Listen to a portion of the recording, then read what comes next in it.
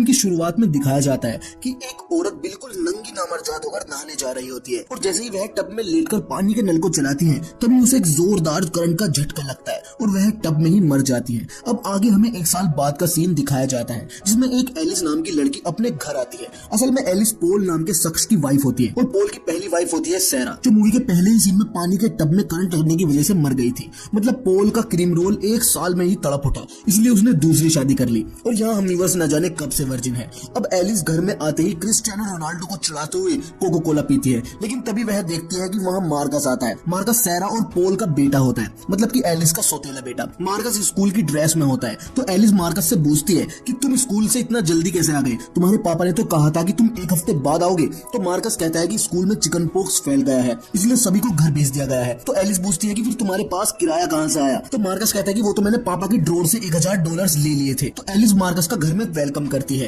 लेकिन मार्कस मन ही मन सोचता है कि मेरे ही घर में मेरा ही वेलकम। सही बात है भैया, सही बात है। तो कुछ टाइम बाद एलिस मार्कस से पूछती है कि डिनर में क्या खाओगे तुम, बताओ तुम्हारे लिए क्या बनाऊं। तो मार्कस कहता है कि घिया चने की दाल बना लो। तो बातों ही बातों में मार्कस एलिस से पूछता है कि तुम्हारी एज क्या है। तो एलिस बताती है कि 22 साल है। तो मार्कस कहता है कि इसका मतलब जब तुम 35 साल की हो जाओगी तो मैं 25 साल का हो जाऊंगा। उसका इशारा कहाँ होता है यह हम व्यूअर्स और एलिस अच्छे से जानते हैं। तो मार्कस का यह बिहेवियर एलिस को अजीब लगता है। आगे दिखाते हैं कि एलिस को पोल का कॉल आता है और वह मार्कस से बात करने के लिए कहता है। तो एलिस मार्कस के रूम में जाती है, लेकिन मार्कस नहा रहा होता है। तो एलिस बाथरूम का दरवाजा खटखटाती है कि मार्कस ये लो तुम्हारे पापा का फोन है। तो मार्कस कहता है कि अंदर को आजा, बाहर क्यों खड़ी है। तो एलिस फोन लेकर अंदर चली जाती है और वह मार्कस की बात पोल से करवाती है। तो पोल फोन पर कहता है कि और छोटे चूहे कैसी लगी नहीं मम्मी। तो मार्कस कहता है कि अजी रबड़ी है बिल्कुल। और फिर मार्कस फोन एलिस को दे देता है। तो एलिस पोल से बातें करने लगती है। तभी हम व्यूअर्स देखते हैं कि मार्कस एलिस को पीछे से पकड़ लेता है और एलिस के खरबूजे को टच करने लगता है, लेकिन तभी एलिस मार्कस को खुद से दूर करती है, जिससे एलिस के साथ हम व्यूअर्स भी समझ जाते हैं कि मार्कस सिर्फ देखने में ही बच्चा है,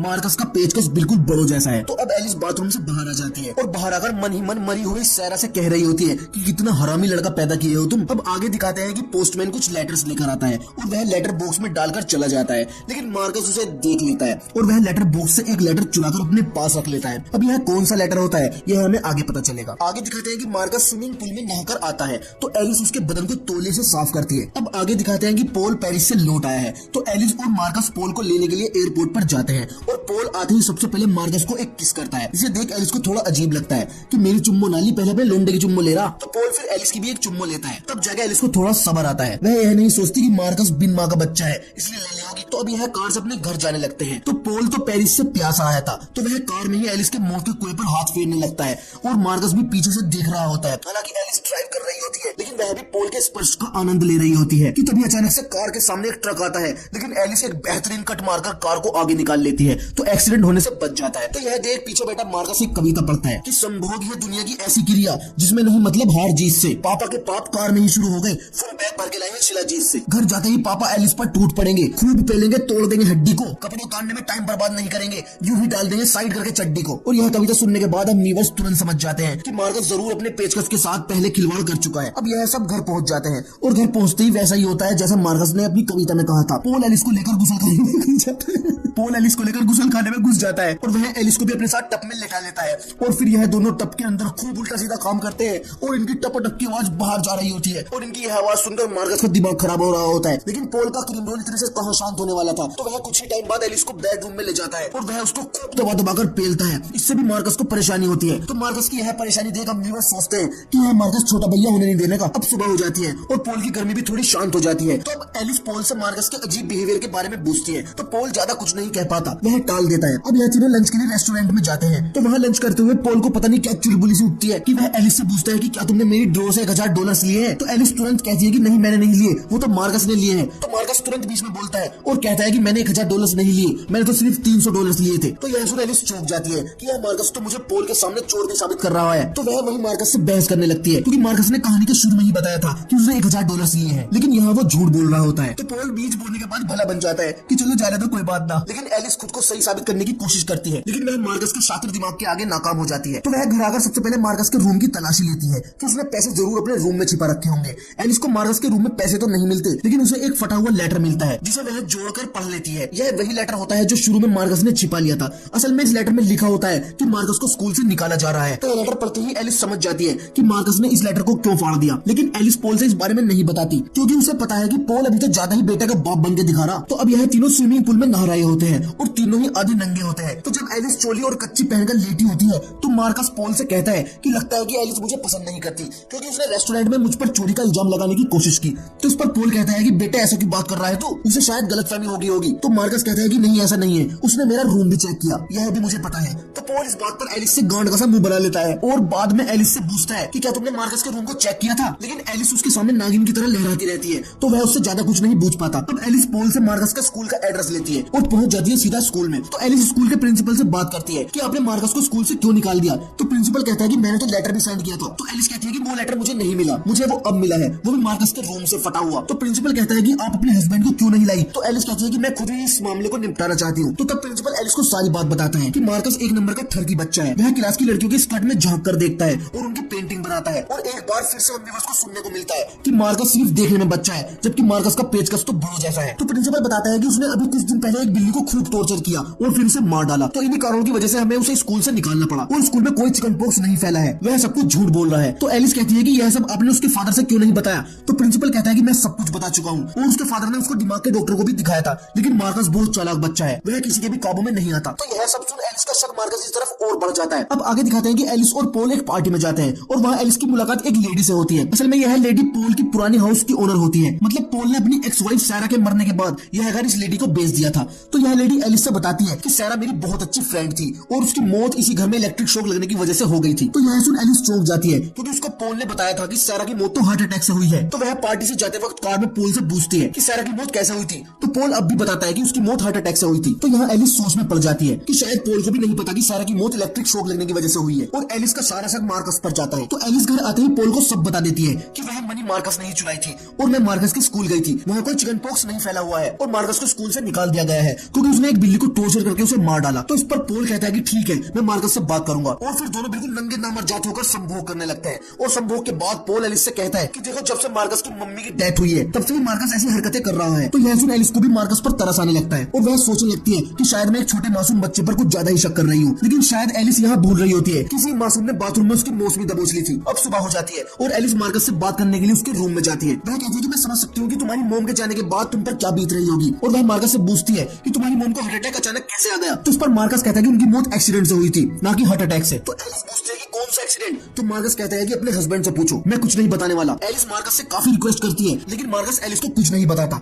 अब आगे दिखाते हैं कि एलिस शराब के नशे में आती है और वह मार्कस को खूब उकसाने की कोशिश करती है कि वह गुस्से में आकर कुछ सच बोल दे, लेकिन मार्कस में बहुत पेशेंस होता है, वह अपने मुंह से कुछ भी नहीं बोलता और बहुत ही शांत रहता है। तो एलिस गुस्से में पॉल के पास जाती है और उसे सज्जीज करने लगती है और कहती है कि आज तो यही घास में ही गदर मचाना है, लेकिन पॉल को गुस्सा आ जाता है और वह कहता है कि मुझे अभी एयरपोर्ट के लिए निकलना है और तुम्हारी हरकत देखो, यहाँ मार्कस भी है, तुम्हें शर्म नहीं आ रही। तो पॉल गुस्से में अपने रूम में चला जाता है और एयरपोर्ट पर जाने के लिए तैयार होने लगता है। तो तभी वहाँ एलिस आती है और वह पॉल से अपनी गंदी हरकत के लिए माफी मांगती है, लेकिन पॉल गुस्से में चला जाता है और कहता है कि जब नशा उतर जाए तो मुझे फोन कर लेना। तो पॉल के जाते ही एलिस रोने लगती है। अब आगे दिखाते हैं कि एलिस अपने बेड पर पड़े पड़े सोच रही होती है कि जरूर मार्कस के दिमाग में कुछ राज है जो कि मुझे जानना है। तो तभी उसकी नजर अपने रूम की रूफ पर पड़ती है। तो वह तुरंत रूम की छत पर जाती है और वह देखती है कि छत में एक होल किया हुआ है जिसमें से उसके रूम का बेड साफ साफ नजर आ रहा है। तो यह देख वह तुरंत समझ जाती है कि वह मार्कस का काम है, मतलब वह पॉल और एलिस के अब तक की सारी संभोग लीला देख चुका है। तो एलिस तुरंत गुस्से में मार्कस के रूम में जाती है और उससे कहती है कि मुझे सब पता चल गया है कि तुम मुझे और पॉल को रोज सुहागरात बनाते हुए देखते हो। तो मार्कस कहता है कि हाँ मैं देखता हूँ। तो एलिस पूछती है कि क्यों। तो मार्कस कहता है कि इससे मेरा मूड बनने लगता है। तो एलिस कहती है कि क्या तुम अपनी मॉम को भी देखा करते थे। तो मार्कस कहता है कि वो इतना एंटरटेनिंग नहीं होता था जितना तुम करती हो। तो अब एलिस डायरेक्ट ही पूछती है कि क्या तुम्हारी मॉम की मौत से तुम्हारा कोई संबंध है। तो मार्कस कहता है कि मैं तुम्हें इन्फॉर्मेशन फ्री में क्यों दूं। तो एलिस कहती है कि ठीक है फ्री में मत दो, मैं तुम्हें पैसे देती हूँ। तो मार्कस कहता है कि पैसे तो तुम मेरे से ले ले। तो एलिस पूछती है कि तो फिर क्या चाहिए तुम्हें। तो मार्कस यहाँ एक कविता पढ़ता है कि जानता हूँ तुम्हारे पास है काफी सवाल और मेरे पास है उनके जवाबों का गोदाम। तुम नहीं जानती मेरी पैंट के अंदर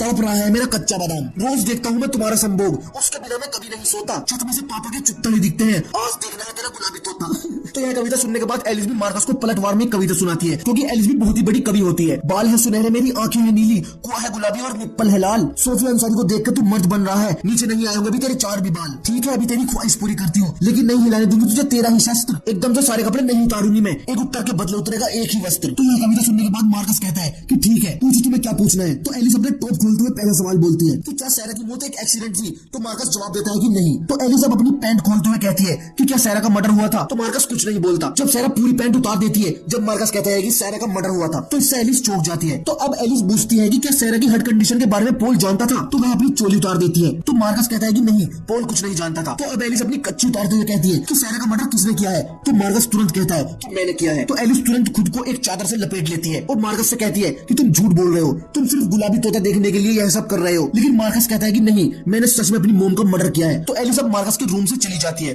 और वह तुरंत पॉल को पेरिस से बुला लेती है और सबसे पहले वह पॉल को अपने रूम की छत पर लेकर जाती है और पॉल को वह होल दिखाती है, लेकिन वहाँ कोई होल नहीं होता क्योंकि मार्कस ने उसे पहले ही बंद कर दिया था। तो पॉल कहता है कि तुमने मुझे इस होल के लिए बुलाया था, मुझे लगा तुम्हारे होल में कुछ दिक्कत आ गई है, क्योंकि पॉल एलिस के होल का बहुत ही तगड़ा दीवाना होता है। तो अब एलिस पॉल को काफी समझाती है कि यहाँ सच में होल था और यह होल मार्कस ने किया हुआ था, लेकिन पॉल एलिस की बात पर विश्वास नहीं करता। तो एलिस के काफी जिद करने के बाद पॉल मार्कस को दिमागी डॉक्टर को दिखाने के लिए तैयार हो जाता है और इससे एलिस भी खुश हो जाती है। तो अब मार्कस फिर से एक चाल चलता है, वह अपने कुत्ते को मार्कस स्विमिंग पूल में डाल देता है और इल्जाम एलिस पर लगा देता है। तो इससे पॉल को भी लगने लगता है कि डॉक्टर की ज्यादा जरूरत मार्कस को नहीं बल्कि एलिस को है। तो वह एलिस को एक डॉक्टर के पास लेकर जाता है। तो यहाँ डॉक्टर एलिस से कुछ सवाल करती है और एलिस सभी सवालों के जवाब ईमानदारी से देती है और सभी जवाबों को सुनने के बाद डॉक्टर को लगता है कि शायद एलिस मार्कस को पसंद नहीं करती, इसलिए उसका बर्ताव मार्कस के साथ सही नहीं है, क्योंकि मार्कस अपनी मासूम शक्ल का पूरा फायदा उठाता था। उसने डॉक्टर से यह भी बोल दिया था कि एलिस मेरे सामने बिल्कुल नंगी नमरजात हो गई थी। अब डॉक्टर एलिस से पूछती है कि तुम एक छोटे बच्चे के आगे नंगी क्यों हुई थी। तो एलिस यहाँ सटपटा जाती है। तो डॉक्टर फिर से एलिस से पूछती है कि तुम एक छोटे बच्चे के आगे नंगी नमरजात क्यों हुई थी। तो एलिस कहती है कि उसने ऐसा करने के लिए मुझे मजबूर किया था, मैं उससे कुछ जानना चाहती थी, उसके बदले मैंने कपड़े उतारे थे। तो डॉक्टर पूछती है कि क्या जानना चाहती थी। तो एलिस कहती है कि सारा के बारे में जानना चाहती थी, क्योंकि मुझे लग रहा था कि शायद पॉल ने सारा का मर्डर किया है, लेकिन मैं गलत थी। तो डॉक्टर पूछती है कि तुमने मार्कस के कुत्ते को क्यों मारा। तो एलिस कहती है कि मैंने नहीं मारा, मार्कस नहीं मारा होगा, क्योंकि उसने एक बिल्ली को भी मारा था, तो कुत्ते को भी मारा होगा। तो डॉक्टर कहती है कि ज्यादा कुत्ते बिल्ली ना करे, मुझे पता है तू पागल है और तेरा इलाज होना जरूरी है। तो अब एलिस सब सच बोल देती है कि मार्कस ने अपनी मोम का मर्डर किया है और यह उसने खुद मुझसे बताया है। लेकिन डॉक्टर एलिस की बात का कोई विश्वास नहीं करती और एलिस को मेंटल हॉस्पिटल में एडमिट कर दिया जाता है। और जब कुछ टाइम बाद एलिस के ठीक हो जाने पर एलिस को हॉस्पिटल से डिस्चार्ज कर दिया जाता है। तो वह हॉस्पिटल से इस हालत में आती है जैसे अल्लू अर्जुन ने पुष्पा मूवी में डांस का स्टेप किया है। तो अब एलिस को लेने के लिए पॉल भी आता है और दोनों खुशी खुशी कार में बैठकर चले जाते हैं। अब एलिस मार्कस से मिलती है, लेकिन वह मार्कस और पॉल से कुछ नहीं बोलती, क्योंकि वह जानती है कि अगर फिर से मैं मार्कस के बारे में पॉल को कुछ बताऊंगी तो यह मुझे फिर से मेंटल हॉस्पिटल में भेज देगा। तो वह मार्कस से भी बड़ी ही अच्छी से बात करती है और मार्कस भी एलिस को अपने नए कुत्ते से मिलवाता है। तो अब मार्कस और एलिस कुत्ते को लेकर वॉक के लिए जाते हैं और यहाँ मार्कस एलिस से पूछता है कि क्या हुआ, तुम्हारी बात का किसी ने यकीन नहीं किया। तो एलिस कहती है कि हाँ मैंने हॉस्पिटल में सभी से बोला, लेकिन किसी ने मेरी बात का कोई यकीन नहीं किया। तो मार्कस कहता है कि अगर तुम मेंटल हॉस्पिटल में न जाती तो मैं तुम्हें जान से मारने वाला था, लेकिन अब मैं तुम्हें नहीं मारूंगा क्योंकि मुझे तुम्हारी लेनी है। तो एलिस कहती है कि मैं भी अब पॉल से बोर हो चुकी हूँ, वह अब दमदार मुस्टंडर नहीं रहा। तो एलिस मार्कस को एक बेहतरीन वाला किस करती है और फिर यह वॉक के लिए आगे बढ़ जाते हैं। तो तभी एलिस देखती है कि रोड पर एक कार बड़ी ही तेजी के साथ आ रही होती है। तो एलिस तुरंत मार्कस के हाथ से बॉल लेकर कार के आगे फेंक देती है और कुत्ता बॉल के पीछे जाता है और मार्कस कुत्ते के पीछे, जिससे मार्कस को कार बहुत ही तेज टक्कर मारती है और मौके पर ही मार्कस की मौत हो जाती है और एलिस की एक खतरनाक स्माइल के साथ कहानी खत्म हो जाती है।